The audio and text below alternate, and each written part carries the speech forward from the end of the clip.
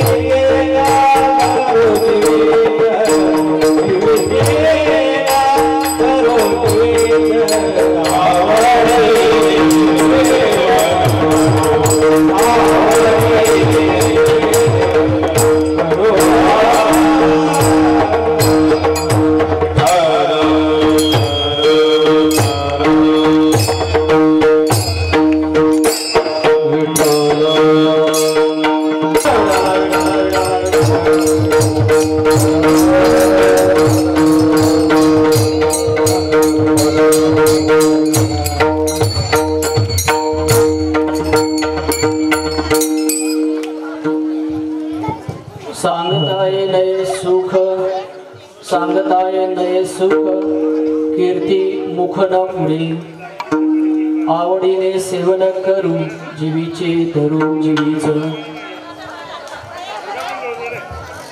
उपमा या देथा लाभा उपमा या देथा लाभा शोभा कासया सारीखी आवडीने सेवन करू जीवीचे धरू जीवीच तुका म्हणे न उचली डोई तुका म्हणे न उचली डोई ठेवली पायी संतांची आवडीने सेवन करू जीवीचे धरू जीवीच पांडुरंगा करू प्रथम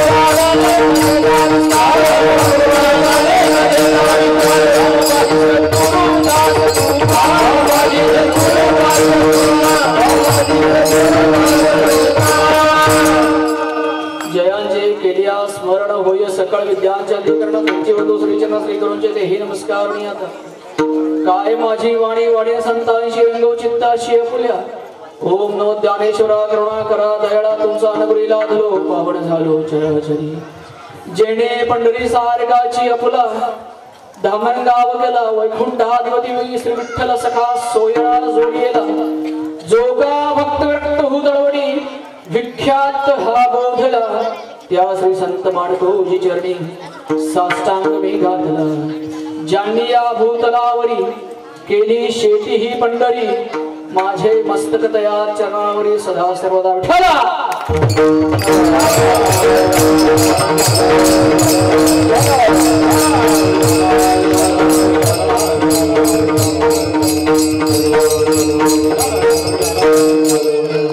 सेवेला सेवक झाले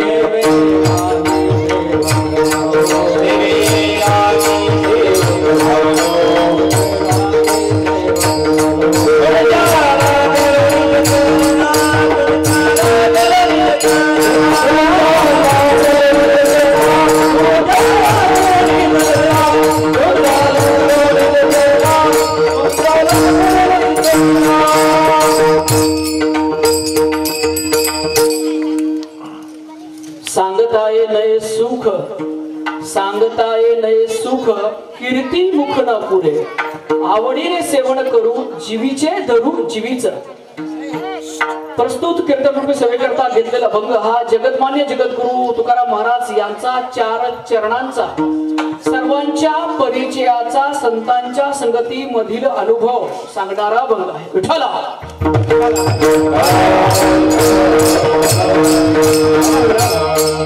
या अभंगाचे 4 चरण जर आपण बघितले तर पहिल्या चरणामध्ये जगद्गुरु तुकाराम महाराज म्हणतात की संतांच्या संगती मधील जे सुख आहे ते सुख सांगता येत नाही वर्णन करता येत नाही आणि ते जर वर्णन करायचं म्हटलं तर मुख शब्द सुद्धा पुरे पडतात पहिल्या चरणामध्ये दुसऱ्या चरणामध्ये जगद्गुरु तुकाराम महाराज म्हणतात की संतांच्या संगतीमधील जे काही माझे अनुभव आहे ते अनुभव मी माझ्या जीवाशी उराशी जवळ ठेवेन दुसरं चरण संपलं तिसऱ्या चरणामध्ये म्हणतात या संतांच्या संगतीमध्ये आल्यानंतर मला जो काही लाभ झाला या लाभाला मला कशाची उपमा देता येत नाही तिसरं चरण आणि चौथ्या चरणामध्ये जगद्गुरु तुकाराम महाराज म्हणतात की या संतांच्या संगतीमध्ये राहिल्यानंतर मला जो काही अनुभव भेटलेला आहे मला जो काही फायदा भेटलेला आहे त्याच्यामुळे मला असं वाटतं की माझं चरण मी सदा सर्वदा या संतांच्या माझं डोकं हे सदा सर्वदा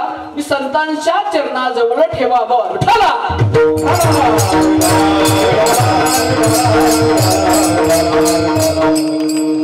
पुण्यभूमी असणारे आपल्या या जळगाव नगरीतील पुण्यक्षेत्र असणारं आपलं हे तरसोद गाव आणि या तरसोद गावामध्ये सुरू असणारा अखंड हरिनाम संकीर्तन सप्ताह आणि श्रीमद भागवत 16 रामानाचार्य हरिभक्तपरायण मयूर महाराज यांच्या मार्गदर्शनाखाली कथावाचक हरिभक्तपरायण रामेश्वर महाराज बामनोतकर तर मला वाटतं आजचा चौथा दिवस आहे आपला, बरोबर. तर आजच्या या सेवेकरिता सगळ्यांचेच माझी ओळख आहे असं नाही, तरी जे काही उपस्थित असतील मान्यवर, हरिभक्तपरायण निवृत्ती महाराज, हरिभक्तपरायण नवल महाराज, हरिभक्तपरायण सुदाम महाराज, हरिभक्तपरायण ज्ञानेश्वर माऊली, तसेच मुक्ताई साऊंड शिंदे, ललित मामा, मृदंगाचार्य, हरिभक्तपरायण तेजस महाराज आणि उपस्थित सर्व ग्रामस्थ मंडळी. आजची सेवा ही आमचे परममित्र, आम्ही आप्पा म्हणतो, उमेश भाऊ यांच्याकडून ही सेवा आहे. तर तसं पाहिलं तर माझं मूळचं गाव पंढरपूर, जन्म जरी पांडुरंगाने दिला तरी वाढवलं आई मुक्ताईनं. आणि 450 वर्षाची सद्गुरू मानकोजी महाराज बोधले यांची ही परंपरा, या परंपरेचं पायीक होण्याची पात्रता आपली यावी म्हणून काही दिवसापासून ही कीर्तन सेवा मी सुरू केली आहे. आणि तसं पाहिलं तर ही परंपरा जपण्याचं काम फक्त मी करतोय, तसं कृषी क्षेत्रामध्ये मागील 24 वर्षापासून कार्यरत आहे. आणि खरं तर एकदा कीर्तन झाल्यानंतर दुसऱ्यांदा कीर्तनाला बोलवावं असं तुम्हाला वाटतं, यातच माझं खरं मला वाटतं की मी भरून पावलं विठ्ठला. ही दुसरी कीर्तन सेवा आहे आणि अत्यंत असा होतोय आज योग जो आलेला या कीर्तन सेवेला की आज तरसोदचं आपलं गणपती मंदिर श्री गणेश मंदिर, परवा दिवशीच पद्मालय क्षेत्राच्या ठिकाणी कीर्तन सेवा झाली आणि आज दुसऱ्या गणपतीच्या ठिकाणी ही कीर्तन सेवा होतोय. तर प्रभू रामचंद्रांचं जे मंदिर झालं त्या स्थापनेप्रित्यर्थ ही आपण हरनाम सप्ताह आपण ठेवलेला आहे. योगा एक दुसरं असं की म्हणतात आज पहिलं स्नान होतं प्रयागराजचं पहिलं होतं. तर खूप योग जोडून आलेले आहेत आणि तिसरा महत्वाचा योग म्हणजे आज मकर संक्रांत. दक्षिणायन संपूर्ण उत्तरायण सुरू होत आहे आणि उत्तरायण सुरू होत असताना सूर्य मकर राशीमध्ये प्रवेश करतो आणि या मकर राशीला आपण या पुण्यकालामध्ये आजचा दिवस माझ्याकरता कीर्तन सेवेकरता आलेला आहे.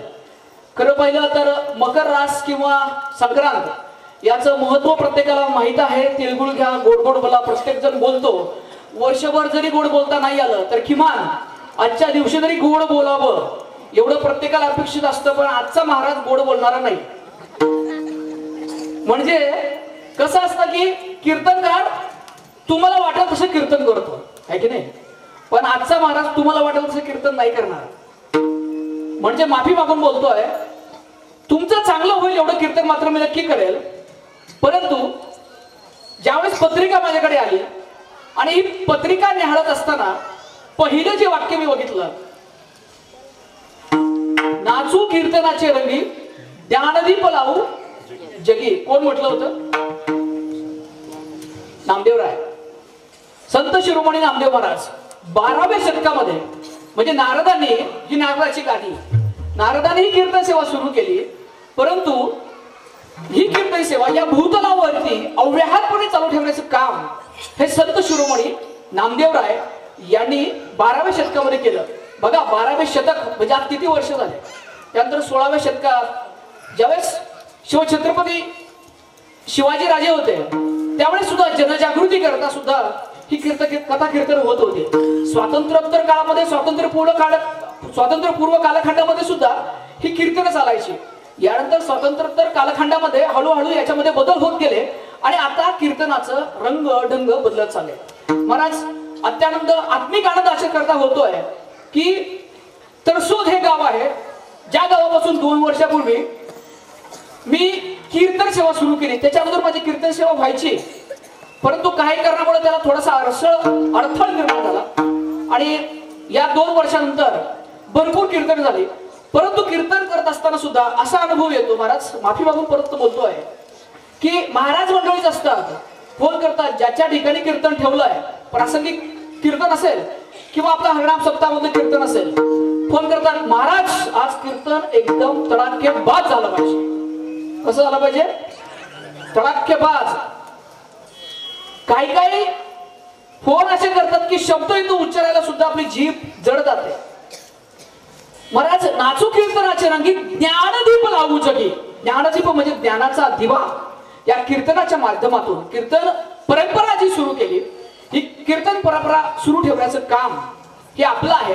परंतु याचा मागचा उद्देश जो होता ती जनजागृती समाज जागृती हा मूळ उद्देश होता, आहे आणि राहील. परंतु आजच्या कीर्तनामध्ये केसरी भरपूर झाले, कीर्तन केसरी भरपूर झाले आणि या कीर्तन केसरीमुळे किंवा बाकी गोष्टीमुळे माफी मागतो, कुठेतरी हे कीर्तन भरकटते काय असं वाटतंय. परंतु एवढी कीर्तन होत असताना हा जो समुदाय समोर बसलेला आहे किंवा एवढी गुणवान हरिभक्तपर्यंत तेजस महाराज असतील, यांचं नाव फक्त माझ्या लक्षात राहिलं, माफी असावी. परंतु माझं जेवढं वयही नाही एवढा ज्यांचा अध्यात्मामध्ये प्रवास झालेला आहे अशी ज्येष्ठ मंडळी इथं उपस्थित आहे, या सर्वांच्या चरणावरती नतमस्तक होतो. मस्तक हे पायावरती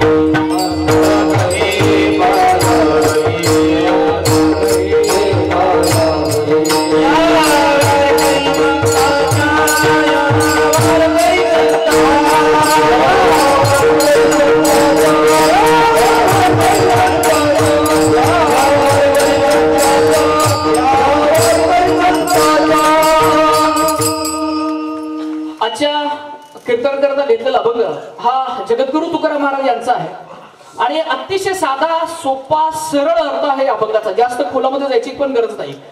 जगद्गुरु तुकाराम महाराजांनी या अभंगातून संतांच्या संगतीमधील अनुभव व्यक्त केलेले आहेत, सांगितलेले आहेत.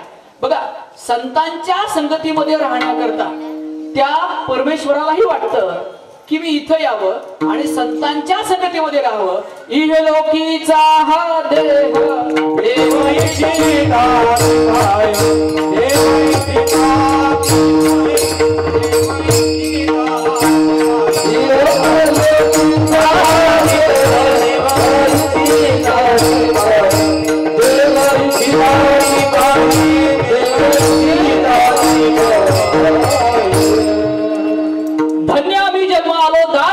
विठोबाचे झालो. त्या परमेश्वरालाही वाटतं की या भूतलावरती यावं, या जमिनीवरती यावं आणि या संतांच्या संगतीमध्ये राहावं. ज्या सुखाकारणे देव वेडावला वैकुंठ सोडोनी संत सदनी राहिला. का बरं या संत संगतीमध्ये त्याला राहावंच वाटलं? संतांच्या संगतीमधील अनुभव जगद्गुरु तुकाराम महाराज असं बोलतात हे वर्णन करता येत नाहीत, सांगता येत नाहीत, कारण ते सुख वेगळं असतं, ते समाधान वेगळं असतं. आपल्या सांसारिक जीवनामध्ये, प्रापंचिक जीवनामध्ये आपण जे सुख सुख सुख म्हणतो, सुख म्हणजे काय? सुख म्हणजे आनंद आहे, सुख म्हणजे समाधान आहे, सुख म्हणजे पूर्तता आहे, सुख म्हणजे तगमग आहे आणि सुख म्हणजे तडजोड आहे. पहा, एवढा मोठा हरिनाम सप्ताह इथं आपल्या या तरसोद गावी ठेवला आहे. परंतु या सप्ताहाला आपण महिला भगिनी, आपण बंधुजन सगळेजण येतात, आपापली कामं करून सगळे येतात. परंतु जे आयोजक आहेत या सप्ताहाचे, त्यांना खरं माहित आहे की हा सप्ताह सुरू करण्याकरता, चालू ठेवण्याकरता काय व्यवस्था करावी लागते. आणि मग या व्यवस्थामध्ये जे काही तगमग आहे त्यानंतर काही वेळा तडजोडही करावी लागते. या तडजोडीमधून ज्यावेळेस एखादं कीर्तन चांगलं होतं, ज्यावेळेस हा सप्ताह पूर्णत्वास जातो म्हणजे पार पडतो, त्यावेळेस भेटणारा आनंद, त्यावेळेस भेटणारा समाधान हेच खरं सुख आहे. विठ्ठला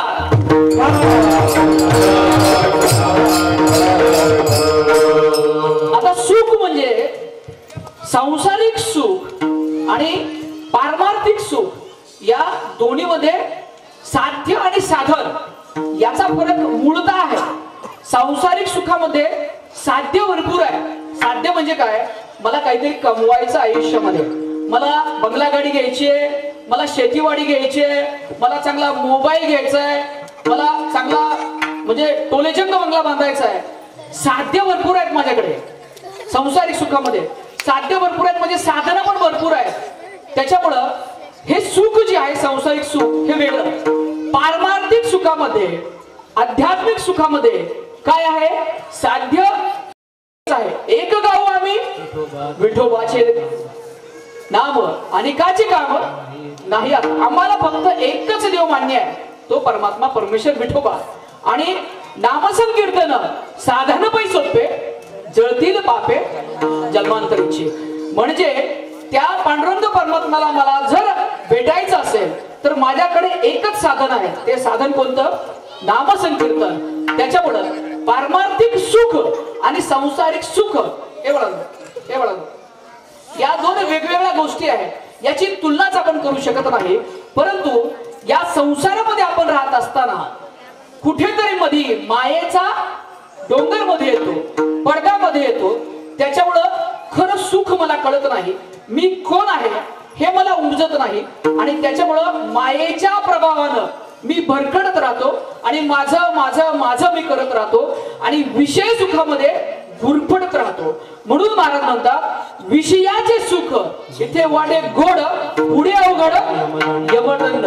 मारिती जोडिती तोडिती निष्ठुर, यमाचे किंकर बहुसास. म्हणजे आपल्याला वाटतं या संसारिक सुखामध्ये मी अडकतो आणि या संसारिक सुखामध्ये अडकल्यानंतर सगळं माझं करत राहतो. पण हे सगळं करत असताना ज्या काही गोष्टी माझ्याकडून चुकून घडतात याचा पुढचा देवदंड आपल्याला कुठेतरी भेटणार आहे. सुख म्हणजे कोणतं असतं? रज, सत्व, तम हे 3 प्रकारची सुख आहे. म्हणजे राजसिक सुख, तामसिक सुख आणि सात्विक सुख. म्हणजे काय?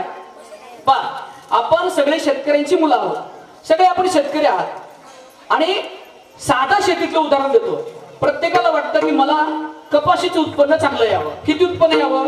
8 क्विंटल 10 क्विंटल एवढं वाटतं की नाही? कुणाला वाटणार नाही बरं मला कपाशीचं 10 क्विंटल उत्पन्न यावं? प्रत्येकाला वाटतं. आता माझ्या मनामध्ये ज्यावेळेस येतं की मला कपाशीचं 10 क्विंटल उत्पन्न आलं पाहिजे, माझ्या मनात ती गोष्ट येणं, मलाही 10 क्विंटल उत्पन्न आलं पाहिजे आणि माझ्या शेजारच्याला सुद्धा 10 क्विंटल उत्पन्न आलं पाहिजे, हे विचार मनात आणणं, याला आपण काय म्हणतो? सात्विक सुख, सात्विक विचार. दुसरा विचार कोणता? की मला 10 क्विंटल उत्पन्न आलं पाहिजे, परंतु शेजारच्याला 1 क्विंटल ही उत्पन्न येता कामा नये.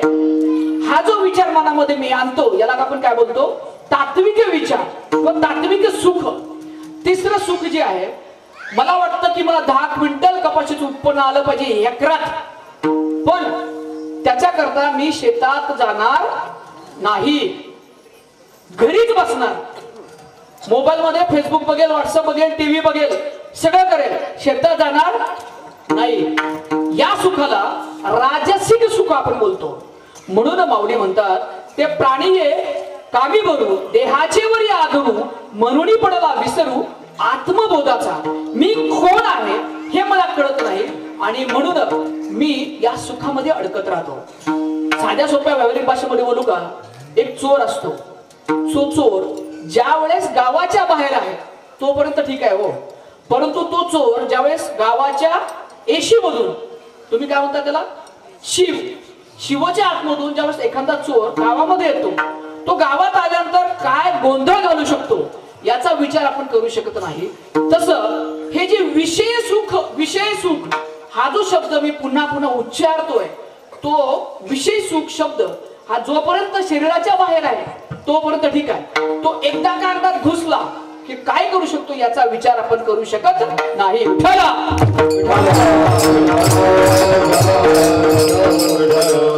म्हणून ज्ञानेश्वर माऊली म्हणतात ते प्राणी येतो स्वभावे अनादि माया प्रभावे त्रिगुणाचे यागवे वळिल्या हाती.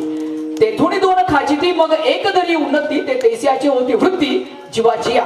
मनुष्य प्राण्यांचे स्वभावाचे 3 गुण रजसत्व तम हे 3 गुण असतात. या 3 गुणापैकी 2 गुण मागे येतात, 1 गुण त्याच्या स्वभावानुसार पुढे येतो. म्हणजे एक तो राजसिक असेल, तामसिक असेल किंवा सात्विक असेल.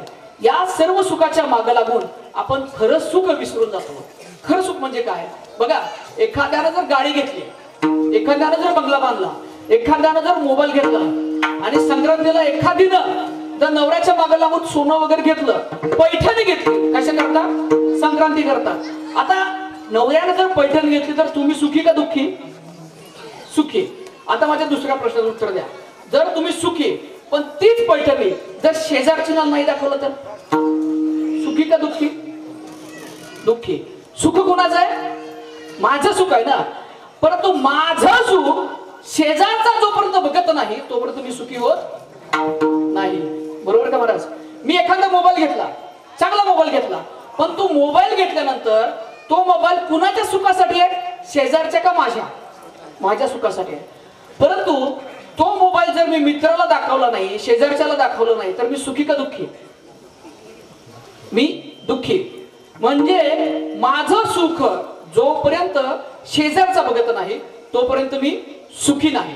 अहो एखाद्या ठिकाणी आम्ही फिरायला गेलो, कुठेही जिथं शेजारचा जाऊ शकत नाही त्या ठिकाणी फिरायला गेलो, किंवा एखादी वास्तुशांती घर बांधलं, काही नवीन गोष्ट आणली, ती गोष्ट मी बघितली आणि माझ्या मोबाईलच्या स्टेटस मध्ये लावली. स्टेटस कोणाकरता लावतो आपण? स्वतः करता लावतो का? इतरांनी बघावं म्हणून ती व्यवस्था केलेली आहे. मार्क झुकरबर्गने व्यवस्था केली आहे, आपण त्याचा फायदा घेतो. मग स्टेटसला लावल्यानंतर दिवसातून किती वेळा बघता तुम्ही? किती लोकांनी बघितलं? एक वेळा होतं का समाधान? किती वेळा बघता? 10 वेळा, 15 वेळा, 20 वेळा. जोपर्यंत मला जी व्यक्ती पाहिजे, जिनं बघायला पाहिजे, ती जोपर्यंत दिसत नाही ना तोपर्यंत स्टेटस वर खाली होत राहतं. होतं की नाही? मग का बरं? त्यानं जर बघितलं नाही ना मग मला जास्त दुःख होतं. अरे मी एवढी मोठी गोष्ट घेतली पण त्यानंच बघितलं नाही. कोणाकरता घेतली? माझ्याकरता घेतली. एवढा मोठा बंगला बांधला, पत्रिका वाटल्या, जेवण घातलं गावाला, पण ज्याची जिरवायची ना तोच नाही आला. कसं वाटतं? सुख सुख राहिलं का? कुणासाठी बंगला बांधला? त्याला जिरवासाठी बंगला बांधला का? नाही. बंगला कुणासाठी बांधलाय? माझ्यासाठी. आणि म्हणून महाराज म्हणतात, जन हे सुखाचे दिल्या घेतलेलाचे अंत हे काळीचे नाही रे, नाही रे कोणी. म्हणजे जोपर्यंत तुमची सत्ता आहे, जोपर्यंत तुमच्याकडे पैसा आहे तोपर्यंत लोक तुमच्याकडे येतील. ज्यावेळेस तुमची सत्ता जाईल, ज्यावेळेस तुमच्याकडे पैसा नसेल, तुमच्याकडे कोणीच येणार नाही महाराज.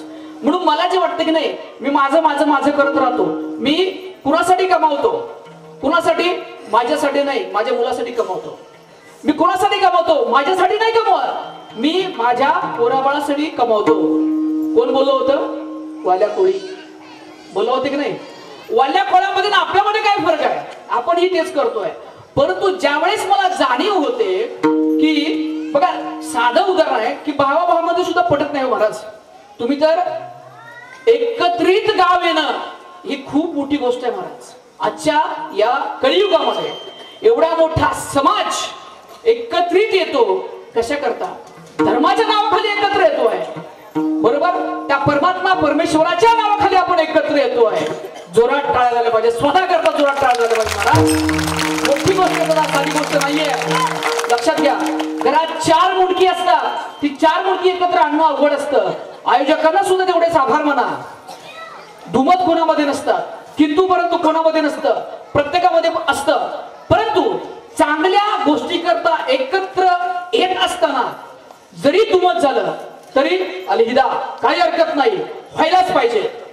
परंतु चांगली गोष्ट जर घडत असेल तर 100% ती गोष्ट धर्माच्या रक्षणाकरता एक हिंदू समाज रक्षक म्हणून, एक धर्मरक्षक म्हणून आपण करत आहात. याच्याबद्दल कीर्तनाच्या सुरुवातीलाच मी तुमच्या समोर नतमस्तक आहे. विठ्ठला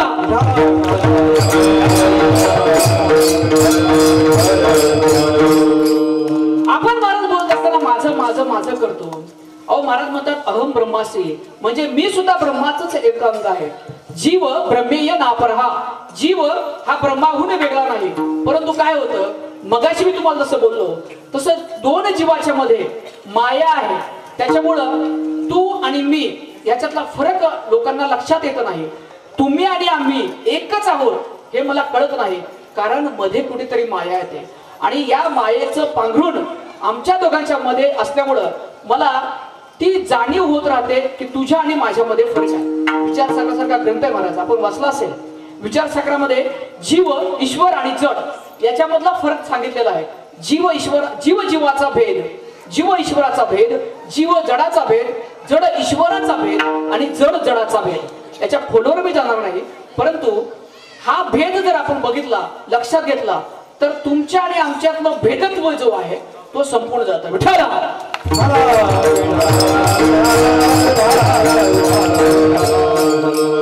तुम्ही आणि आम्ही वेगळे नाही. धर्म, जात, पंथ, उपजाती, प्रजाती या सगळ्या गोष्टी देवानं बनवलेल्या नाहीत. यदा यदा ही धर्मस्य, कोण बोललं होतं? कोण बोललं होतं? भगवान परमात्मा श्रीकृष्ण. यदा यदा ही धर्मस्य मधला धर्म जो परमात्मा श्रीकृष्णाला अभिप्रेत आहे तो धर्म म्हणजे मनुष्य धर्म. आपल्याला जगायचा आहे मनुष्य धर्म.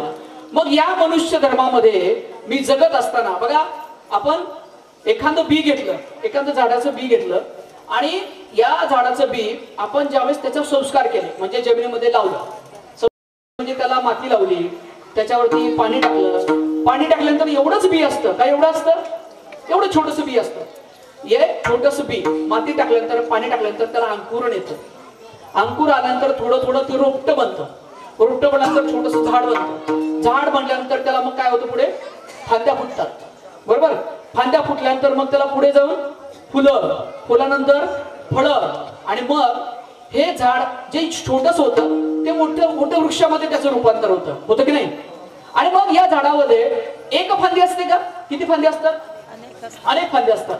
आणि मग त्याच्यावरती फुलं गळून पडतात, नवीन परत फुलं येतात, पानं गळून पडतात, नवीन परत पानं येतात, फळं गळून पडतात, परत नवीन फळं येतात. काही काही फळं आपण तोडतो, आपल्याला आवडतं. मग माझा प्रश्न तुम्हाला असा आहे, हे सगळं चक्र सुरू असताना ते जे झाड आहे, ते झाड तुम्हाला दिसतंय, परंतु ते झाड ज्याच्यापासून निर्माण झालं ते बी आपल्याला दिसतंय का? नाही दिसत. मग आपण असं म्हणू शकतो का की बी तिथं नाही? म्हणू शकतो? नाही ना. त्या एवढ्या छोट्याशा बियामध्ये ते पूर्ण झाड सामावलंय. माझा दृष्टांत मी इथं थांबवतो.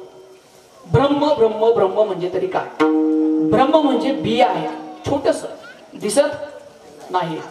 मग लहान थोर, कुणी काळा गोरा असेल, कुणी हा धर्म, कुणी तो धर्म, कुणी मनुष्य योनीमध्ये असेल, कुणी पशु योनीमध्ये असेल, कुणी प्राणी योनीमध्ये असेल, किंवा कुणी दुसऱ्या योनीमध्ये असेल. हे जीव वेगवेगळे आहेत, परंतु या सगळ्यांचा करता धरता कोण आहे? ब्रह्म. म्हणजे तुम्ही आम्ही जे भांडण करतो, हे माझं माझं आणलंच काही नाही, नेणार काही नाही, भांडण कशासाठी करतो? का करतो? कारण माया, ती माया मला समजू देत नाही, मला उमजू देत नाही की तुम्ही आणि आम्ही एकच आहोत. जोपर्यंत मला तुमच्यातला आणि माझ्यातला फरक कळत नाही, तोपर्यंत माझ्यातलं खरं सुख जे आहे ना, ते मला उमगत नाही. विठ्ठला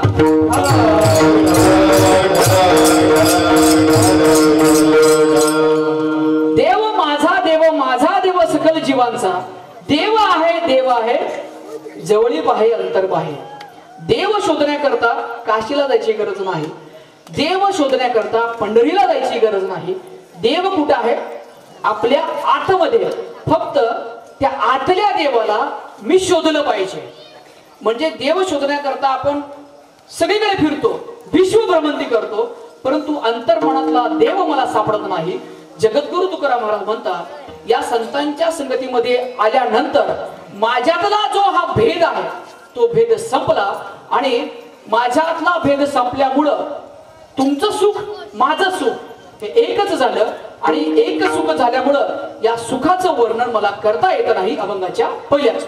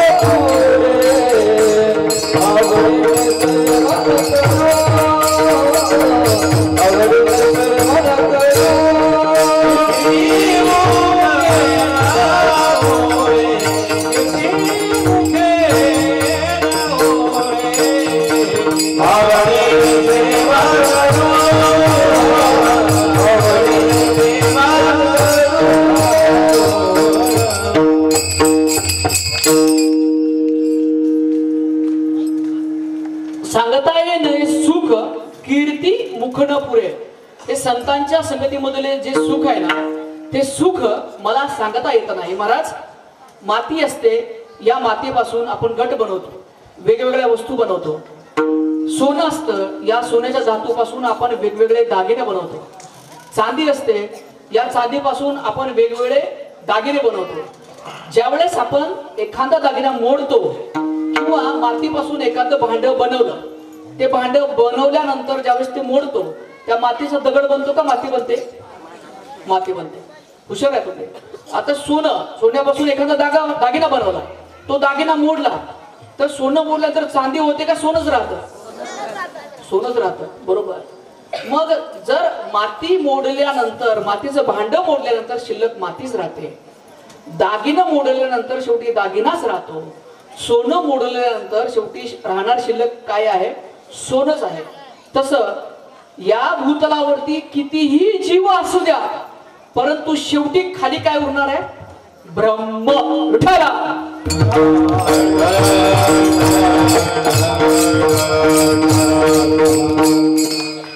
जगद्गुरु तुकाराम महाराज म्हणतात, मला ब्रह्म तर कळालं, तुमच्या आणि माझ्यातला भेद इथं संपला, परंतु हा भेद संपल्यानंतर सुद्धा माझ्या मनामध्ये कीर्तिमुख न पुरे, त्यांचं वर्णन करायला शब्द सुद्धा अपुरे पडतात.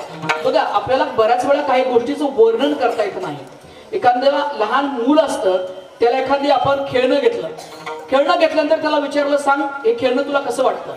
तो म्हणतो एकदम छान आहे. एकदम छान आहे म्हणजे कसं आहे? नाही सांगता येत महाराज त्याला. ते खेळणं कसं आहे ते नाही सांगता येत. एखादा मोबाईल घेतला आपण, आपल्या मुलाला दिला, विचारलं सांग हा मोबाईल कसा आहे, कसा वाटतो तुला? तो म्हणतो बाबा एक नंबर मोबाईल आहे, खूप छान आहे. छान म्हणजे कसं आहे? नाही सांगता येत. अहो, संक्रांतीला नवऱ्यानं एखादी गोष्ट तुम्हाला दिली, नसेल दिली तरी हो म्हणा. विचारलं कशी आहे, तुम्ही काय म्हणता? छान आहे. एवढं तुमचं समाधान आहे. अहो, 60च्या उतरणीला आल्यानंतर बायको म्हणते आयुष्य झालं, आयुष्य गेलं. तर एखादी पिवळं दागिना केला नाही, परंतु केल्यानंतर विचारल्यानंतर सांगा, आपल्याला त्या गोष्टीचं वर्णन करता येतं का? नाही करता येत. खूप छान आहे. कसं छान आहे, किती छान आहे, नाही सांगता येत. एखादी नवी लग्न झालेली स्त्री ज्या वेळेस सासरवरून माहेरला येते, माहेरला आल्यानंतर आई विचारते कसं आहे बाई तुझं सासर? 99 दिवस असतात, 99लाही असते. चांगलंच म्हणणार. वर्णन नाही करता येत. एखादं बाळ असतं छोटस आईचं, त्या आईला बाळाला दुष्ट लागणे म्हणून एक बाई टिक्का लावते त्या बाळाला. बरोबर, आई लावते. त्या आईला विचारा बरं, बाळ कसं आहे तुझं? नाही सांगता येत तिला. का बरं नाही सांगता येत? कारण ते लहान मूल त्या खेळण्याबरोबर एकरूप झालेलं असतं. तोच मुलगा आपला त्या मोबाईल बरोबर एकरूप झालेला असतो. एखादी महिला भगिनी साडी असेल दागिन्याबरोबर एकरूप झालेली असते. ती नवीन लग्न झालेली विवाहिता आपल्या सासर बरोबर एकरूप झालेली असते. बरोबर. ती आई त्या मुलाबरोबर एकरूप झालेली आहे. आणि मग एकरूप झालेली आहे, एकरूप झाल्यानंतर ते आणि मी याच्यामध्ये फरक राहत नाही. आणि फरक राहत नाही म्हणून त्याचं वर्णन करता येत नाही. विठाला.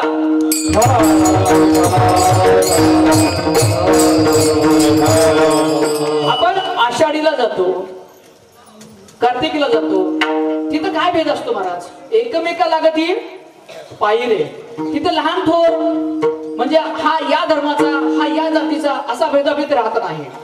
त्यामुळं त्या एखाद्या वारकऱ्याला विचारा, आषाढीच्या वारीचं वर्णन करता येतं का? नाही करता येत. कार्तिकीच्या वारीचं वर्णन करता येतं का? नाही. पंढरीच्या वारीचं वर्णन का? नाही करता येत. कारण त्या पंढरीच्या वारीशी तो एकरूप झालेला असतो आणि म्हणून त्याला वर्णन करता येत नाही. म्हणून सोयराबाई म्हणतात, अवघा रंग एक झाला, रंगी रंगला पांडुरंग. म्हणजे मी तू पण गेले वाया, पाहता पंढरीचा राया. फक्त त्या पांडुरंग परमात्म्याच्या दर्शनाकरता ती आस लागलेली असते. त्या भेटीपोटी आपण ज्यावेळेस चालत असतो त्यावेळेस माझ्या वेदना, माझे दुःख हे मला उमजत नाही. कारण मी आत्मरूपाने त्या सगळ्या लोकांशी एकरूप झालेला असतो. आणि या एकरूपतेमध्ये मतभिन्नता राहत नाही, मनभिन्नता राहत नाही, भेद उरत नाही. आणि भेद न शिल्लक राहिला नाही तर त्या गोष्टीचं मला वर्णन करता येत नाही. विचारा.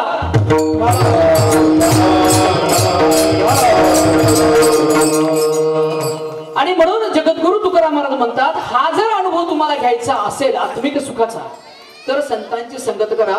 संत समागम एखादी परी राहावे त्याच्या द्वारी श्वान यात्री. तेथे रामनाम होईल श्रवण, घडेल भोजन उचिष्टाचे. हा जर अनुभव तुम्हाला घ्यायचा असेल तर संतांच्या संगतीमध्ये या नव्हे, संतांचा पुत्रा म्हणून जरी राहता आलं तरी राहा, परंतु त्या अनुभवाचा फायदा तुम्ही घ्या, किंबहुना तो फायदा तुम्ही घ्या. अहो महाराज, हे जे सुख आहे ना, हे सुख आम्ही उराशी बाळगून ठेवतो. एखादा मुलगा, आता माझी मुलगी दुसरीला आहे, परंतु ती 2 वर्षाची असताना पासून आतापर्यंत त्याला भरपूर बाहुल्या आणल्या, परंतु बाहुल्या आणल्यानंतर तिला जर समजा 10 बाहुल्या आणल्या असतील आणि उद्या जर एखादी नवीन बाहुली आणली तरी नवीन बाहुली ती नाही म्हणत नाही, जवळ ठेवणार, ही माझीच बाहुली आहे, कुणाला देणार नाही. लहान मुलं तसंच असतं. तुम्ही त्याला किती खेळणी आणा, म्हणजे 50 खेळण्या जरी त्याच्या समोर ठेवलं, 51 जर आणलं ना, तरी त्याला वाटतं की हे खेळणं मलाच पाहिजे, मी माझ्या मित्राला देणार नाही. कारण ते त्याला जीवापेक्षा जास्त प्रिय असतं. ते आपल्या छातीशी कवडा ठेवतं की नाही, हे खेळणं माझं आहे, हे खेळणं पाहिजे.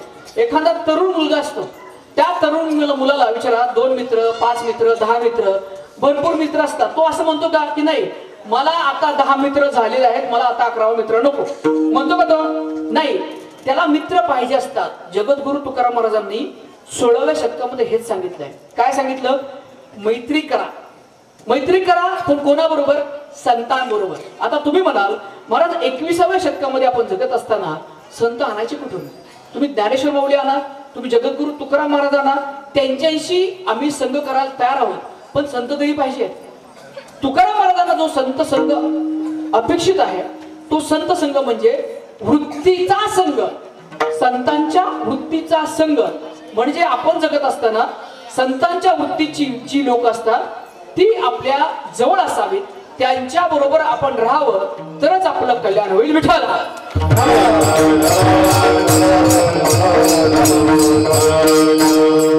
संतांचा संघ कशाला पाहिजे?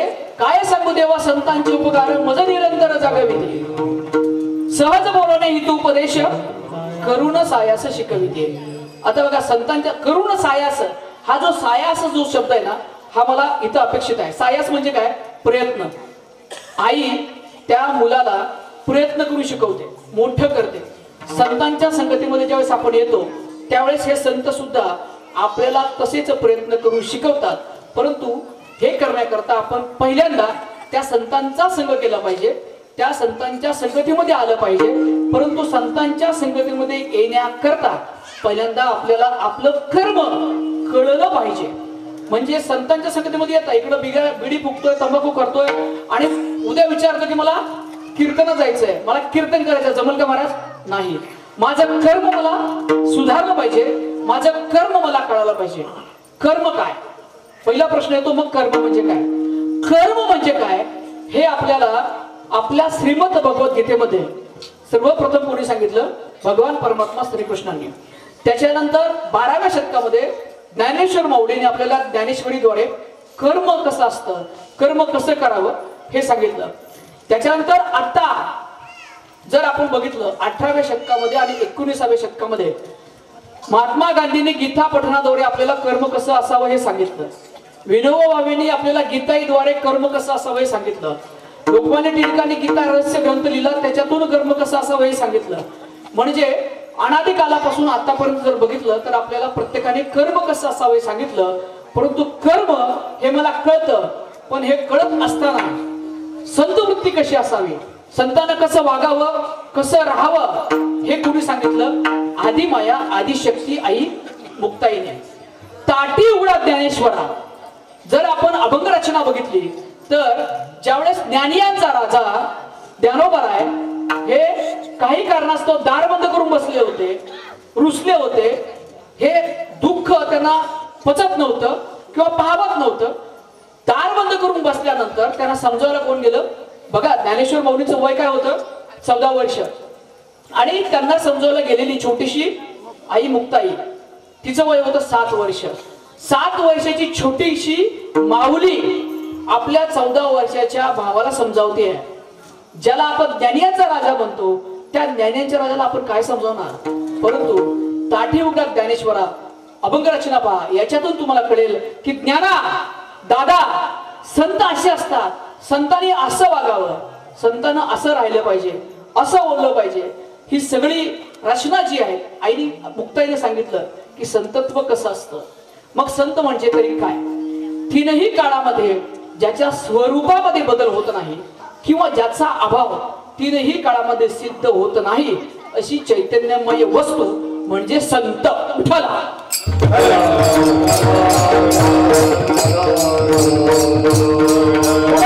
बोला जायचं जर म्हटलं तर श्रीमद भगवद्गीतेतील 2ऱ्या अध्यायातील स्थितप्रज्ञ, 6व्या अध्यायातील योगी, 12व्या अध्यायातील ज्ञानोत्तर भक्त, 16व्या अध्यायातील गुणातीत आणि 18व्या अध्यायातील कर्मसन्यासी हे सगळे एकच, त्याचं नाव आहे संत. म्हणजे साधू, कोणी त्याला साधू म्हणतं, कोणी संत म्हणतं, कोणी जीवलग म्हणतं. यांची नावं जरी वेगवेगळी असली तरी सुद्धा त्यांची वृत्ती एकच आहे, ती म्हणजे संत वृत्ती. आणि जगद्गुरु तुकाराम महाराज म्हणतात या संतांच्या संगतीमध्ये मी आल्यानंतर, या संतांच्या वृत्तीच्या बरोबर मी राहिल्यानंतर त्यांच्या बरोबरचं जे अनुभवाचं उचिष्ट आहे ते अनुभवाचं उचिष्ट सुद्धा मी आवडीने खाईल अभंगाच्या दुसऱ्याच्या.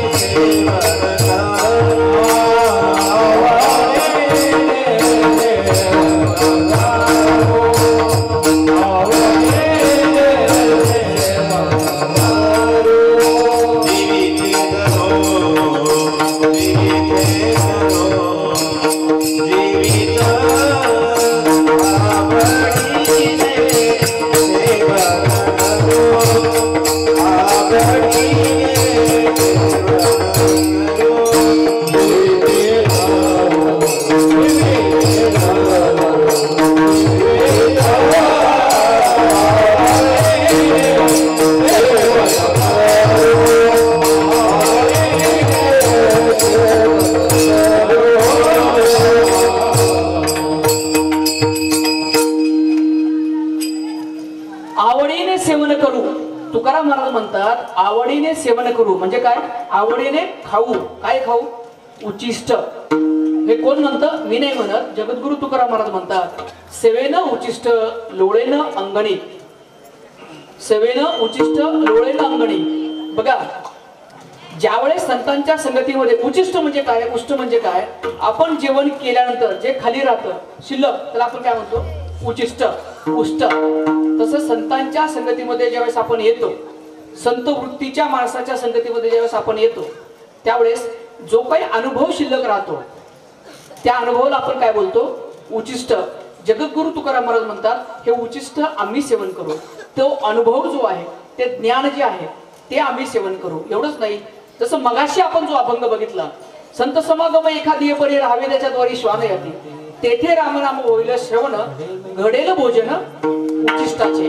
म्हणजे संतांचं उचिष्ट जे आहे, उचिष्ट म्हणजे काय? ते उचिष्ट खाल्ल्याशिवाय आम्ही जाणार नाही. जगद्गुरु तुकाराम महाराज म्हणतात परंतु या संत वृत्तीच्या संगतीमध्ये आल्यानंतर आम्हाला जर उचिष्ट सेवन करायचं आहे तर आम्हाला पहिल्यांदा आमचा धर्म कळाला पाहिजे. धर्म कळाला पाहिजे महाराज. म्हणजे चहुवेद जाण साई शास्त्र कारण 18 पुराणे हरिसी गाती. 4 वेद, 6 शास्त्र, 18 पुराण ही हरिसी गातात. हरिसी गात असताना सुद्धा एवढी मोठी ग्रंथ संपदा आमच्याकडे आहे तरी सुद्धा याच्यापैकी उपस्थित किती लोकांना वाटलं की माझ्या मुलाला मी ज्ञानेश्वरी शिकवावे? किती लोकांना वाटतं की माझ्या मुलाला मी हरिपाठ शिकवावा? किती लोकांना वाटतं की माझ्या मुलाला मी गीता पठण शिकवावं? किती लोकांना वाटतं की माझा मुलगा हा कीर्तनकार झाला पाहिजे? कीर्तनकार? मला डोळ्यावरती आठ्या पडतात. काय करतो पोरगा? बाबा झाला, बुवा झाला, हेच काम आहे का? आठ्या पडतात महाराज आपण. अहो, महाराष्ट्र ही संतांची भूमी आहे. सगळ्या जगात कोरोनानं हाहाकार केला परंतु भारतामध्ये तेवढं तो वाकडं नाही करू शकला आपलं. का? अहो, काहीतरी आहे आपल्या देशामध्ये, काहीतरी आहे. म्हणजे तरी काय? काय जादू आहे? हीच संतांनी जी काय बीज पेरलेली आहेत ना, धर्माची असतील किंवा ज्ञानाची असतील विचारांची जी बीज असते, ही बीज जी आहेत ना, ही आपल्या या भारत भूमीमध्ये खालपर्यंत त्याची पाळंमुळं गेलेली आहे. परंतु आज माझ्या वडिलांनी किंवा ही माझ्या मागे जी उपस्थित वारकरी मंडळी आहेत, यांनी ती आतापर्यंत जपली. याच्या पुढे ते जपण्याचं काम कुणाचं आहे? यांचं का तुमचं? आमचं. तुमचं आमचं आहे. आणि मग जर असं वाटत असेल माझ्या मुलाला मी ज्ञानेश्वरी शिकवत नाही, परंतु माझ्या मुलाला मी फेसबुक शिकवतो, स्टेटस शिकवतो, व्हॉट्सअप शिकवतो, सगळं शिकवतो, परंतु हरिपाठ नाही आपल्याला म्हणून वाटत. महाराज, वैज्ञानिक गोष्ट, प्रत्येक अध्यात्माला कुठेतरी वैज्ञानिक गोष्ट आहे. जसं आपण आज मकर संक्रांतीचा सण साजरा करतोय, एकादशी करतो आपण, परंतु एकादशीला सुद्धा अध्यात्म पण आहे आणि विज्ञान पण आहे. आजच्या मकर संक्रांतीला अध्यात्म पण आहे, विज्ञान पण आहे. नवरात्रीला अध्यात्म पण आहे, विज्ञान पण आहे. परंतु श्रद्धा आणि अंधश्रद्धा या दोन्हीमध्ये काही फरक असतात. म्हणजे चप्पल देवळामध्ये घालून जाऊ नये, देव कोपतो, याला आपण अंधश्रद्धा म्हणतो. परंतु आपली चप्पल गावभर फिरून आलेली असते, त्याला एवढे जीवजंतू लागलेले असतात, त्याचा प्रसार आतमध्ये होऊ नये म्हणून आपण चप्पल आतमध्ये घेऊन जात नाही. हे झालं त्याचं वैज्ञानिक कारण. म्हणजे श्रद्धा आणि अंधश्रद्धा. जर सरळ तुम्हाला सांगितलं की असं केल्यानंतर असं होतं, कुणीच ऐकणार नाही. आणि म्हणून त्याला कुठेतरी पाठबळ जे आहे ना, आध्यात्मिक गोष्टीचं दिलेलं गेलेलं असतं. म्हणून वैज्ञानिक गोष्टीनं ज्यावेळेस आपण विचार करतो, जो प्रयागराज मध्ये कुंभमेळा आहे ना, या कुंभमेळ्यामध्ये डॉक्टरेट झालेले लोक सुद्धा आहेत, IIT झालेले लोक सुद्धा आहेत. आपल्याला बुवा म्हणून मी म्हणत नाही फिरायचंय, माझं म्हणणं नाही की भस्म लावून तुम्हालाही फिरायचंय, तसं नाही. परंतु जी नाळ या महाराष्ट्रामध्ये संतांची आहे, त्या नाळीशी आपण कुठेतरी आपली गाठ बांधली गेली पाहिजे. लक्षात घ्या, जे पेरलं तसं उगवतं आपण असं बोलतो, ते पेरलेलं आहे, परंतु ते उगवायला आता काय होतंय, तणच जास्त उगवा लागलं, मुख्य पीक बाजूला राहिलं, आणि मग हे तण आपल्याला जास्त त्रास द्यायला लागले असतात. तण म्हणजे काय, तर विचार आपले कुठेतरी पुरसकलेल्यासारखे झाले. म्हणजे विज्ञान विज्ञान विज्ञान करत असताना धर्म माझा कुठेतरी मागे फिरायला लागला, मागे राहायला लागला. मग धर्म म्हणजे तरी काय? कुणाला विचारलं ना, महाराज तुमचा धर्म कोणता? कोण म्हणतो मी हिंदू धर्माचा आहे, दुसरं कोणीतरी म्हणतं मी, कोणता धर्म आहे आपला, अजून कोणता धर्म आहे? सनातन. अजून कोणता धर्म आहे? बोलत राहा. सनातन धर्म आहे, हिंदू धर्म आहे, अजून आपला धर्म वैदिक धर्म. बरोबर, 3 धर्म आपल्याकडे आहेत. परंतु महाराज कधी विचार केला का की माझा धर्म मला तरी कळतो का? अहो, ज्याला धर्म कळत नाही, महापुरुषांचे मोठे मोठे पुतळे आपण बांधतो, महापुरुषांच्या जयंती आपण करतो महाराज, परंतु या जयंतीला सुद्धा ज्याला धर्म कळत नाही, तो पोरगा भगवा लावलेला असतो कपाळाला, छाती उघडी, झेंडा फिरवत असतो मोठ्या मोठ्याने, बरोबर. परंतु हे करत असताना ज्या महापुरुषाच्या पुतळ्यासमोर, ज्या महापुरुषाच्या फोटो समोर तू झेंडा फडकावतोय, त्याला ते आवडेल का? याचा कधी विचार केला नाही. कधीच तुम्हाला छत्रपती म्हणणार नाही की बाबा रे माझी जयंती तू डीजे लावून कर. कधीच गणपती रायाला असं आवडणार नाही की माझी जयंतीला तू डीजे लाव, म्हणणार आहे का? कधी नाही. अहो, जोपर्यंत डीजे वाजत नाही ना, तोपर्यंत पाय थरथरत नाही ना, जोपर्यंत तोंडाला वास येत नाही, तोपर्यंत जयंती झाली असं वाटतच नाही ना. असं अंगात थरथर थरथर झालं पाहिजे, आणि अंगात थरथर झालं की पाय थरथर कापतात. मग जयंती ज्या आपण साजऱ्या करतो, जे उत्सव आपण साजरा करतो, आपण आपल्याच सणाची वाट आपण लावतो, दुसरं कुणी नाही, बाहेर कोणी येणार नाही महाराज. बाहेर बघा असली थेर नाही चालत तिथं महाराज. म्हणून धर्म समजला पाहिजे. मग धर्म समजत असताना हा धर्म जो आहे ना, आज जो करतोय तो खरा धर्म. पण तो समजवायचा कुणाला, कुणाला समजवायचा आणि कोणी समजवायचा, कुणाला कळायला पाहिजे? यांना. कोणाला कळायला पाहिजे? या पोरांना कळायला पाहिजे ना. तुम्हाला काय करायची गरज नाही, तुम्हाला धर्म समजायची गरज. अहो, तुम्हाला जर कळालं तर यांना कळलं ना. पण आज आईच फेसबुकच्या मागे असते, स्टेटस बघायच्या मागे असते, व्हॉट्सअपच्या. आई नाही बरं, बाप पण तसंच आहे. काय फरक नाही दोघांमध्ये. पटकन घरातून जातो, शेतात बसतो, व्हॉट्सअप बघत राहतो, इंस्टाग्राम रील बघत राहतो. काय काम काय? परंतु संस्कार कुठेतरी आपले आज मागं पडताय.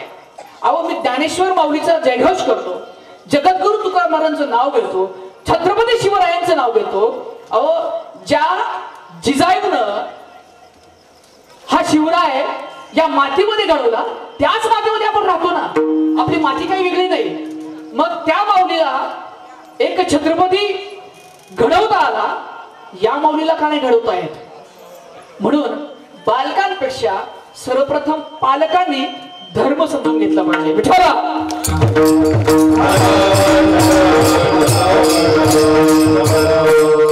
मग आज धर्म काय हे सांगण्याचं काम माझं आहे. पक्क लक्षात ठेवा. आणि बाकीच्या प्रसंगात धर्म म्हणजे काय. पूर्वीच्या काळी लोक काय करत होते, वसती करण्याकरता पाण्याचा शोध, जिथं पाण्याचा प्रवाह आहे त्या पाण्याच्या प्रवाहा शेजारी आपली वस्ती करायची. मग जुन्या काळी लोक शोध घेत असताना सिंधू नदी येते उत्तरेला. या सिंधू नदीच्या काठी आपल्या लोकांची वस्ती झाली पूर्वीच्या काळी. आणि मग काही इराणी लोक बाहेरून शोधत आले आणि त्या लोकांनी बघितलं की सिंधू नदीच्या काठी काही लोक राहत आहेत. मग त्या इराणमध्ये स हा शब्द उच्चारत जात नाही. स हा शब्द तिथं बोलत नाहीत किंवा तिथं स शब्दच नाही. स च्या ऐवजी त्यांनी शब्द वापरला ह. नदी कोणती होती? सिंधू. मग याने ह वापरलं तर शब्द काय झाला? हिंदू. मग सिंधू नदीच्या काठी राहणारे लोक म्हणून आपलं नाव हे पुराण काळापासून काय आलं? हिंदू. कळालं आता हिंदू नाव काय झालं? हिंदू नाव कळालं.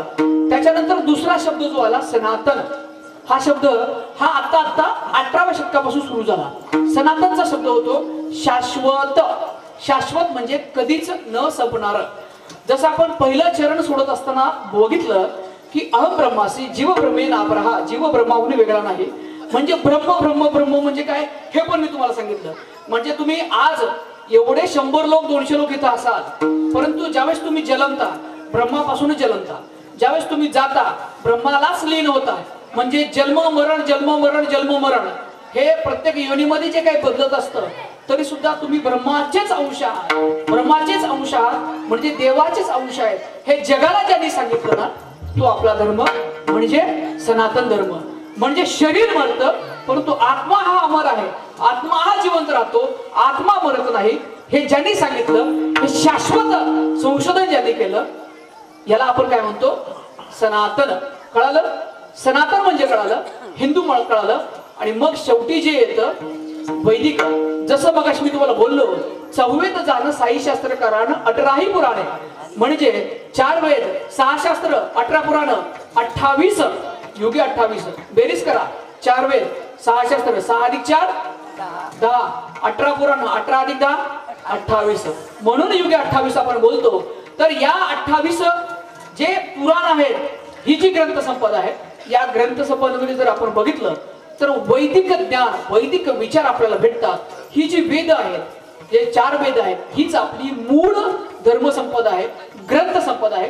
त्या आधारावरती, या विचारावरतीच हा आमचा हिंदू धर्म, हा आमचा सनातन धर्म, हा आमचा धर्म वैदिक धर्म म्हणून उभा आहे. विठ्ठला.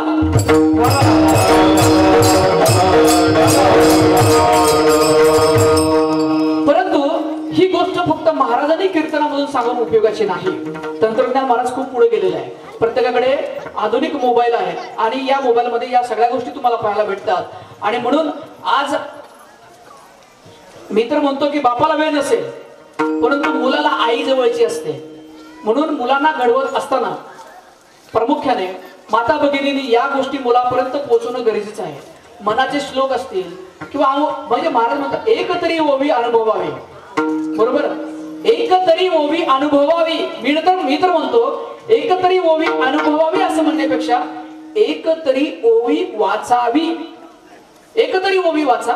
वाचल्यानंतर बघा, जगामध्ये प्रत्येक पावला गणेश एवढी संकट आहेत, परंतु या संकटातून बाहेर निघण्याचं काम तुम्ही गीता वाचा महाराज. गीता, भगवद्गीता. या भगवद्गीतेमध्ये आपल्या प्रत्येक समस्याचं निराकरण आहे.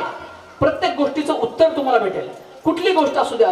आणि म्हणून जीवन जगत असताना कधीतरी या परमेश्वरावरती आपण भार टाकला पाहिजे. वाहू हा संसार देवा पाय.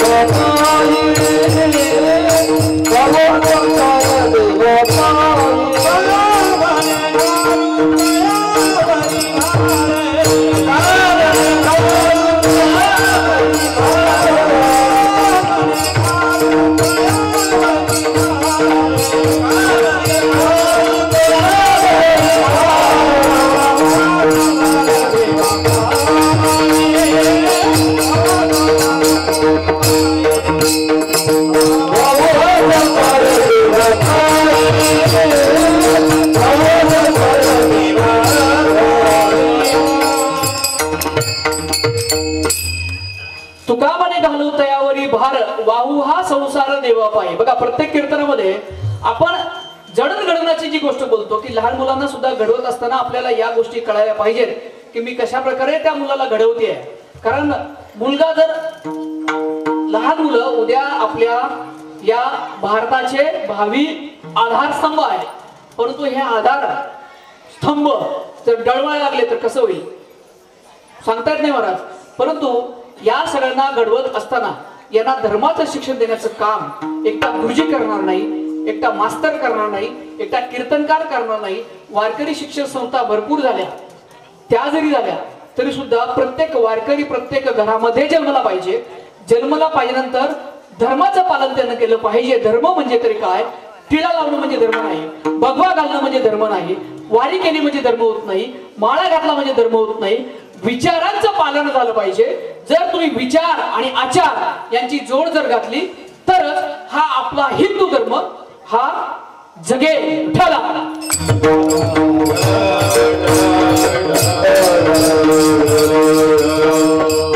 मग विचार आणि आचार म्हणजे तरी काय? विचार आणि आचार म्हणजे घडवायचं कसं, जगवायचं कसं. लहान मुलं आहे बघा, ही मुलं तुमच्याकडे बघून मोठी होतात. एखादी लहान बहीण असेल, एखादा लहान मोठा भाऊ असेल, तर त्या मोठ्या भावाला बघून ती लहान घडत असते त्याला, कारण संगती असते ना. तसं आपली मुलं कोणाच्या संगतीमध्ये राहतात हे सुद्धा महत्वाचं आहे. आपली मुलं सोडा, आपण सुद्धा कोणाच्या संगतीमध्ये राहतो हे सुद्धा आजच्या जीवनामध्ये या मुलांच्या जडणघडणीमध्ये अतिशय महत्वाचे आहे. मी प्रत्येक कीर्तनामध्ये सांगतो, किंबहुना मागच्या कीर्तनामध्ये सुद्धा आम्ही कान टोचलेले आहे.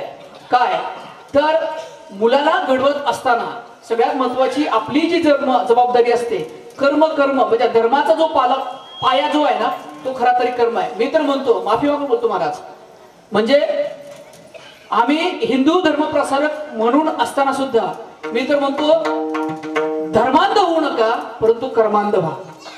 अलग लक्षात.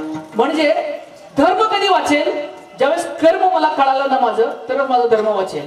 आज का होत आहे काय असं माहितीये का? महाराज फिरायला लागले हेलिकॉप्टरने, महाराज फियाटने फिरायला लागले आणि भक्त सायकलने फिरायला लागले. आज एखादी जर धर्माची रचना आपल्याला म्हणायची असेल, आठवत नाही महाराज, कळत नाही. धर्मच मुळात कुठेतरी वाहवत चालला असं कधी कधी वाटतं. परंतु हा जो वाहवत चाललेला धर्म आहे हा जर वाचवायचा असेल तर ही पिढी सक्षम झाली पाहिजे. आणि ही पिढीचे सक्षम करण्याचं काम हे दुसरं तिसरं कोणाचं नाही, तुमचं आमचं आहे. विठ्ठला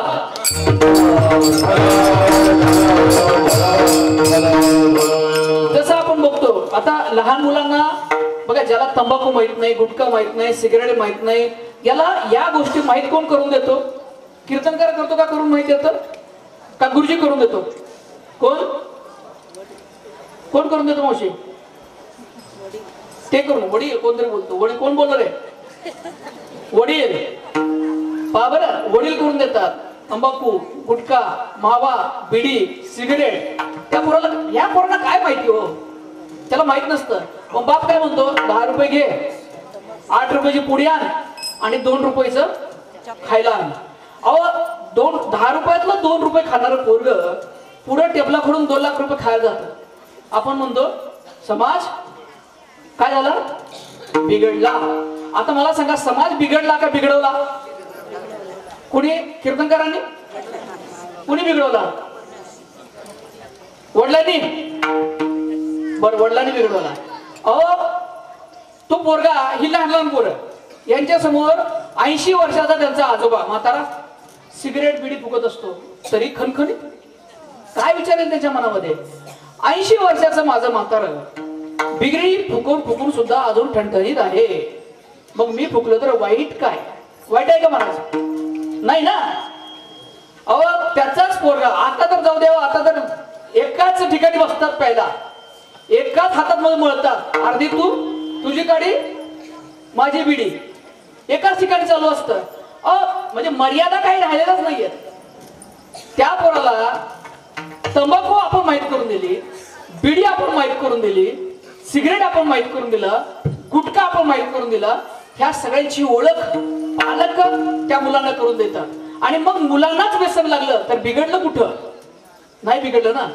वडिलांची बारी जाऊ द्या, आता तुमची बारी आहे. एखादं लहान बाळ असतं, ते एखादी गरीब गाय दिसते, त्या गरीब गायला लाकूड घेऊन मारते की नाही? त्या आईला खूप कौतुक वाटतं, ती त्याचा व्हिडिओ बनवते की नाही? आणि कुठे ठेवते? स्टेटसला. सगळ्यांनी बघितलं पाहिजे. काय माझं बाळ तानुलं छोटुलं कशा प्रकारे त्या म्हशीला मारतंय, त्या गाईला मारतंय. आणि जर समजा तिथं एखादी मार्की म्हैस असेल, मार्की गाई असेल, तुम्ही पाठवाल का तुमच्या बाळाला? नाही पाठवणार. का बरं? का नाही पाठवणार? कारण ती म्हैस मारते. म्हणजे गरीबावर अन्याय करायचा असतो, गरीबाला मारायचं असतं, आणि जो मारतोय त्याच्यापासून लांब राहायचं असतं. हे कोण शिकवतं? गुरुजी. मग कोण शिकवतं? आई, माता आणि पिता. हे सगळ्यात महत्वाचे. ज्याला आपण देव मानतो, या देवांनाच खरं तर आज दैवत्व प्राप्त व्हायचं असेल तर या गोष्टी ज्या आहेत ना, जसं आपण बोलतो की ज्या रंगाचा आपण चष्मा घालू तसं आपलं जग आपल्याला दिसायला लागतं.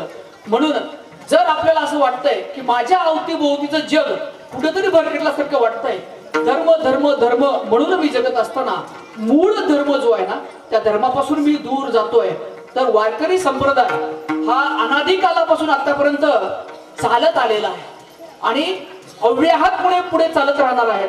भविष्यामध्ये सुद्धा हा वारकरी संप्रदाय अजून मजबूत होईल. परंतु हा जर वारकरी संप्रदाय या उपर मजबूत करायचा असेल तर प्रमुख काम जे आहे ते तुमचं आमचं सगळ्यांचं एकत्रित आहे. कारण तुमच्या आमच्यामध्ये द्वैत नाही. आणि हीच जाणीव जगद्गुरु तुकाराम महाराजांना झाली. अद्वैताची भावना ज्यावेळेस माझ्या मनामध्ये येते, लक्षात घ्या, इथं द्वैत गळून पडालं आणि गळून पडल्यानंतर अद्वैताची जाणीव मला झाली. ज्यावेळेस लहान मुलाला त्याच्या आईबाप मोठ्या कष्टानं मोठं करतात, एखादा साहेब बनतो, चांगलं शिकवतात, शिकवल्यानंतर ज्यावेळेस त्याला त्या ठिकाणी गेल्यानंतर छडी लागे चमचम विद्या ही गंगा, बरोबर, जोपर्यंत मास्तर मारत नाही, गुरुजी मारत नाही, तोपर्यंत ज्ञान काय आहे ते कळत नाही.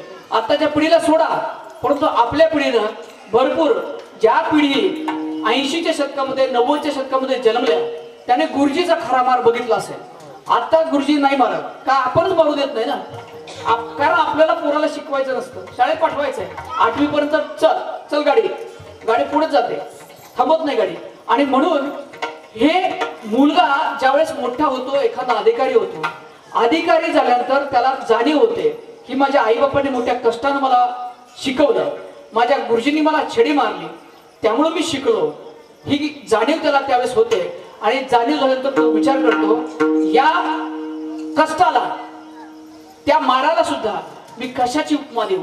कारण हा जो लाभ मला भेटलाय, हे जे पद मला भेटलंय, आज मी या जिल्ह्याचा कलेक्टर झालो आहे, आज मी DYSP झालो आहे, आज मी SP झालो आहे, परंतु ही नेमणूक माझी जी झाली आहे याच्या मागे कुणाचं तरी कष्ट आहे. त्या कष्टाला मला कशाची उपमा देता येत नाही. जगद्गुरु तुकाराम महाराज म्हणतात की या अद्वैतामध्ये मी जगत असताना हे जे काही मला सुख भेटतंय, हे जे काही मला समाधान भेटतंय, ते संतांच्या संगतीमध्ये मला भेटतंय. आणि याच संतांच्या संगतीला मला कशाची उपमा देता द्यावी हेच मला कळत नाही. अभंगाच्या तिसऱ्या उपमाया देता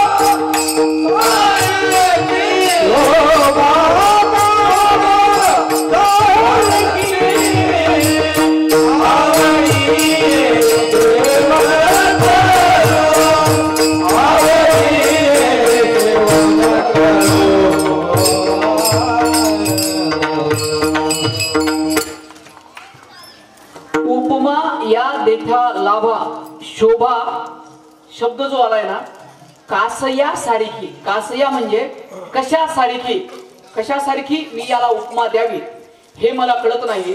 जसं एखादं फूल, सुगंधित फूल, मोगरा असेल किंवा तो इतर गोष्टीमध्ये ज्यावेळेस समाविष्ट होतात, जवळ येतात, त्याच्या संगतीमध्ये येतात, फुलांच्या संगतीमध्ये, त्यावेळेस ते सर्वांना सुगंधित करून जातं. तसं संतांच्या संगतीमध्ये ज्यावेळेस आपण येतो त्यावेळेस आपलाही त्या संगतीमुळे, म्हणजे बऱ्याच वेळा आपण बघितलं असेल की काही गोष्टी आपल्याला न कळत घडतात, परंतु त्या गोष्टी घडत असताना आपल्याला त्या गोष्टीची जाणीवही होत नाही. म्हणजे जाता पंढरीशी सुख वाटे जीवा, पाहिन केशव आनंद केशवा भेटत असे, या सुखाची उपमा नाही त्रिभुवनी, पाहिली शोधुनी अवघी तीर्थे. पंढरीला गेल्यानंतर जे सुख भेटतं, या सुखाची उपमा या त्रिभुवनामध्ये कुठेही नाही. फक्त एकदा त्या पंढरीला जाऊन यावं, एकदा त्या वारीला जाऊन यावं, एकदा वारकरी होऊन जावं, एकदा टिळा लावून जावा, एकदा माळ घालावी, एकदा तरी या हरिनामाचा उच्चार करावा. विठ्ठला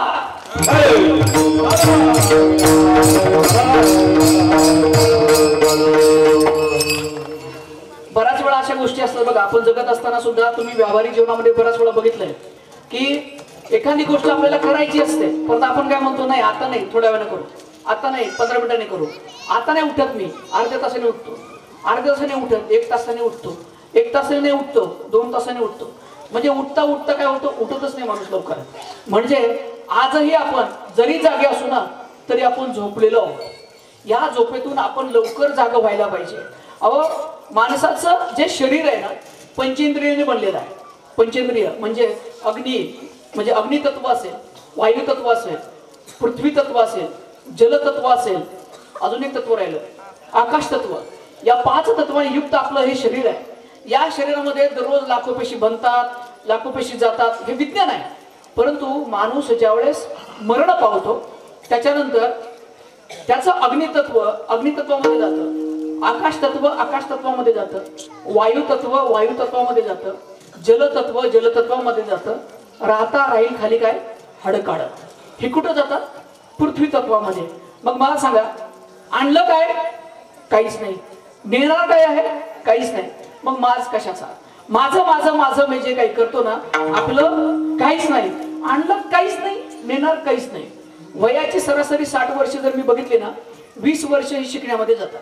सुरुवातीची 20 वर्ष, नंतरची 20 वर्ष हे जे काही शिकलोय ते समजण्यामध्ये जातात. असं करता करता 60 येते. आणि 60 म्हटल्यानंतर आपण काय म्हणतो, 60 बुद्धी, तुम्हीच म्हणताय बरं, आम्ही नाही म्हटलं, आपणच आपल्याला बोलतो 60 बुद्धी नाट्य. बघा लगेच बोलले. बरं, हे 60 बुद्धी नाट्य हे तुम्ही नाही म्हणत, समाज तुम्हाला म्हणायला लागतो. ज्यावेळेस आपलं वय होतं 60 वर्ष झाल्यानंतर आपलं या समाजातलं काम संपलेलं असतं.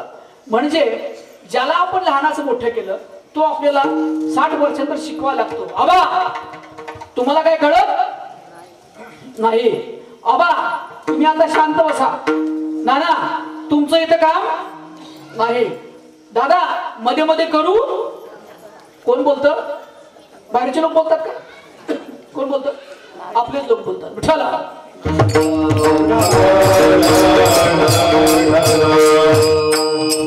आपलेच लोक आपल्याला बोलतात.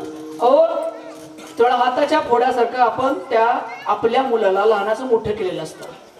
रक्ताचा थेंबन थेंब आपण त्याच्यासाठी, शिक्षणासाठी तो मोठे होण्याकरता वेचलेला असतो. एवढं करून सुद्धा ज्यावेळेस म्हातारा होतो ना, म्हातारा झाल्यानंतर खरंच सुख त्याला कळतं. कशाचं सुख, म्हणजे मी तरुणपणामध्ये ज्या गोष्टी करायला पाहिजे होत्या आणि कोणत्या गोष्टी करायला नाही पाहिजे होत्या याची जाणीव 60 झाल्यानंतर मला होते. आणि मग जे मला माझे गोष्ट वाटत असते, जे मला माझे लोक वाटत असतात ना, ते माझे लोक माझ्यापासून दूर जातात. आणि मग दूर जात असताना कुठंतरी कोपऱ्याला, आडगळीला त्याची जागा असते त्या म्हाताऱ्याची. आणि त्या म्हाताऱ्याचं त्यावेळेस अवयवही खंगलेले असतात. अवयव खंगल्यानंतर ज्या म्हाताऱ्यानं तरुणपणी स्वतः आजारी असताना स्वतःच्या शरीराची काळजी न करता आपल्या मुलाला नीट व्हावं, तब्येत नीट व्हावी त्यासाठी भर आजारपणामध्ये त्याच्यासाठी औषध आणलेली असतात, गोळी आणलेली असते. हे सगळं केलेलं असताना सुद्धा म्हातारपणी ज्यावेळेस तो आजारी पडतो ना त्यावेळेस त्याच्याकडे बघायला कोणी नसतं महाराज, कोणी नसतं. कोणी नाही इथपर्यंत ठीक आहे, परंतु त्यावेळेस मला जर वाटलं ना, त्या म्हाताऱ्याला जर वाटलं की नाही मी उठून दवाखान्यात जावं, तरी सुद्धा शरीरातले त्राण संपलेले असतात, शरीर सुद्धा साथ देत नसतं. आणि मग अशा वेळेस त्या म्हाताऱ्याला डोळ्यातून पाणी ओघळल्याशिवाय पर्याय नसतो. कारण ते पाणी पुसणार सुद्धा त्याच्याकडे कोणी नसतं. त्याची ती म्हातारी गेलेली असते किंवा त्या म्हातारी गेलेली असते किंवा त्या म्हातारीचा म्हातारी तरी गेलेला असतो. कोणी साथीला जो पाहिजे ना तो नसतो. आणि त्यामुळं आयुष्याच्या सुरुवातीच्या काळामध्ये, ऐन उमेदीच्या काळामध्ये ज्यावेळेस इतर लोकांना जवळ करायची वेळ असते ना त्यावेळेस तू जवळ करत नाही, हिडीसपिडीस करत राहतो. आणि हिडीसपिडीस केल्यामुळं म्हातारपणी सुद्धा लोक त्याला हिडीसपिडीस करतात. त्यामुळं ह्या हिडीसपिडीस करण्यामध्ये जगायचं राहून जातं, जगायचं राहून जातं. मग कुणासाठी जगायचं? देवाची आठवण जर आपण बघितलं तर वयाच्या उतरतीला देवाची आठवण का बरं येते? का बरं येते? कारण त्यावेळेस दुःख देव कधी आठवतो? देव कधी आठवतो? दुःखमे समीरण सब करे, सुखमे करन कोय, सुखमे समीरण करे, दुःख काय को होय. बरोबर. कबीर महाराज म्हणतात, अहो ज्यावेळेस आपण दुःखामध्ये असतो ना त्यावेळेस आपल्याला देव आठवतो. ऐन तरुणपणाच्या उमेदीमध्ये आपल्याला दुःख असतं का? असतं, पण तेवढं नसतं जेवढं एकाकीपणा हा आपल्याला म्हातारपणे आलेला असतो. आणि म्हणूनच कीर्तनाला सुद्धा बघितलं ना म्हाताऱ्यांची जास्त गर्दी असते. का बरं? तरुणांना गरज आहे का म्हाताऱ्यांना गरज आहे कीर्तनाची? खरं जर बघितलं तर तरुणांना या कीर्तनाची खरी गरज आहे, खऱ्या कीर्तनाची गरज आहे. परंतु हे कीर्तन घेत असताना सुद्धा, माफी मागून बोलतो महाराज, मी परत बोलतो, कारण कीर्तन हे कळालं पाहिजे. कीर्तन हे मनोरंजनाचं साधन नाही. भरपूर वेळा आम्ही बोलतो मनोरंजनाकरता आपण आपल्याकरता भरपूर साधनं तयार केली, मोबाईल बनवले, फेसबुक असेल, बाकी टीव्ही असेल, इतर भरपूर गोष्टी आहेत. परंतु कीर्तनाकडे मनोरंजनाचं साधन बघू नका. परवा एका ठिकाणी कीर्तनात गेलो होतो महाराज, जेवण करत होतो. जेवण करत असताना शेजारचे महाराज म्हटले, काल काय कीर्तन होतं महाराजाचं, लोक असे ढसा ढसा ढसा ढसा हसले. मला टेन्शन आलं. म्हटलं मी तर करण्यासाठी कीर्तन करत नाही, कीर्तन करावं का नाही करावं? म्हटलं महाराज आपल्याकडून जमणार नाही बरं ढसा ढसा हसवणं. म्हटले का बरं? अहो महाराज मी जोकर नाही, मनोरंजनाकरता मला इथं उभं केलेलं नाहीये. लक्षात घ्या. ज्या महात्म्यांनी कीर्तन परंपरा सुरू केली त्या महात्म्यांनी समाज सुधारणा असू द्या, समाज जागृती असू द्या, या समाज सुधारणा करता ही कीर्तन सेवा सुरू केली. आणि या कीर्तनातून जेव्हा आपल्याला धर्म कळेल, या कीर्तनातून जेव्हा आपल्याला कर्म कळेल, त्यावेळेसच माझा हा हिंदू धर्म जगेल तरेल. विठ्ठल.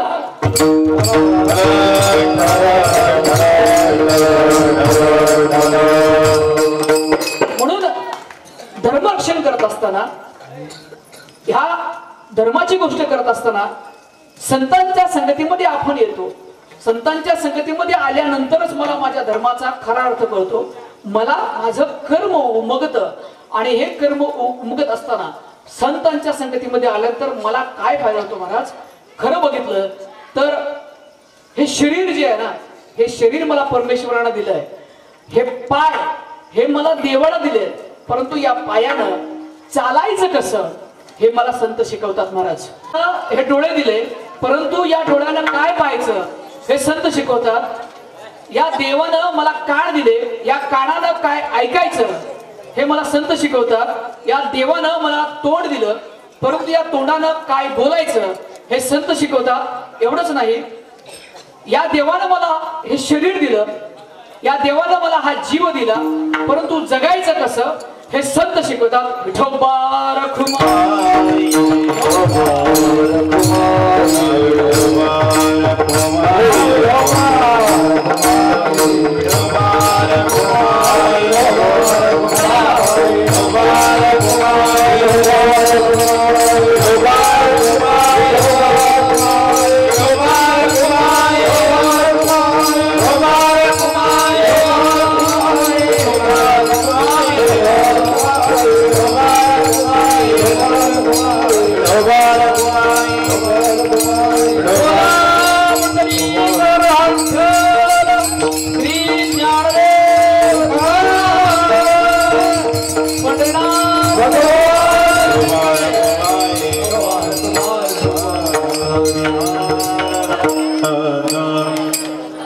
आपल्या या गावी देत असताना विलक्षण आनंद होतोय आणि खरं पाहिलं तर मूळचे जगताप सद्गुरू मानकोजी महाराज बोधले हे तुकाराम महाराजांच्या समकालीन संत होऊन गेले. आज जर आपण पंढरपूरला गेले तर महाद्वाराच्या बाजूला सुद्धा तुम्हाला मानकोजी महाराज बोधले यांची एक ठिकाण भेटेल जिथं विठुनी एकांती बोधले म्हणून नाव बोधले असं नाव झालं. आणि सासवडचे जगताप असणारे हे मानकोजी महाराज पुढे जाऊन बोधले झाले. विठ्ठलाने बोध केला म्हणून बोधले आडनाव आलं. तर या परंपरेचा पायी होण्याची पात्रता माझ्या अंगी यावी म्हणून ही कीर्तन सेवा आपल्या या हरिनाम सप्ताहाच्या निमित्तानं मी देतोय. जगद्गुरु तुकाराम महाराज म्हणतात की या संतांचे उपकार आपल्याला विसरता येणार नाहीत आणि या संतांच्या उपकाराची परतफेड करत असताना माझं डोकं जरी मी त्यांच्या चरणावरती ठेवलं तरी सुद्धा ते डोकं या चरणावरून मला काढावं असं वाटत नाही. अभंगाच्या 4थ्या चरणावर दुगावनी नुचली डोई दुगावनी नुचली डोई दुगावनी नुचली डोई दुगावनी नुचली डोई दुगावनी नुचली डोई दुगावनी नुचली डोई दुगावनी नुचली डोई दुगावनी नुचली डोई देवी बाई नंदाचिया देवी बाई नंदाचिया आवडी जीवन करो आवडी जीवन करो